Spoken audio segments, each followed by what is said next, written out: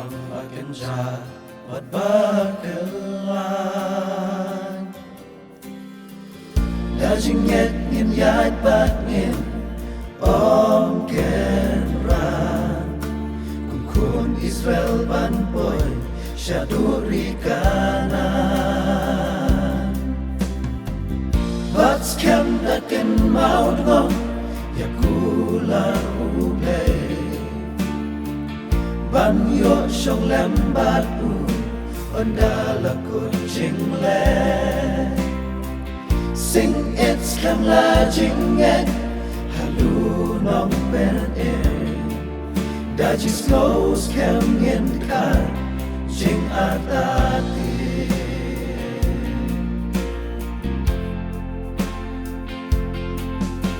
In barish yak terkau Karigen ja Jipen shoy jing ten jo Baharu ko Toyes kem patulong shlol Yo sha len shop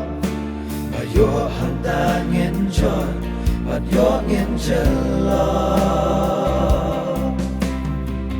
Batskhem dakin maut ngom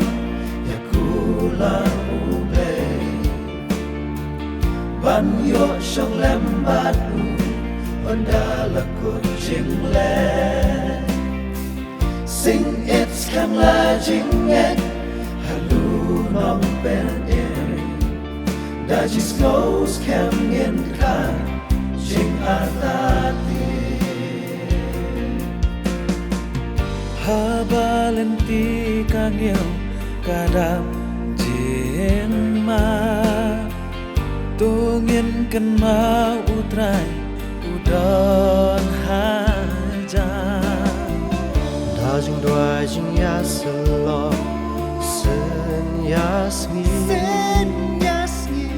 Jing ek kanang yais kem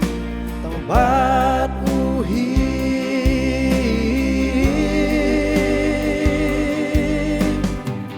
Batskhem dakin maut ngom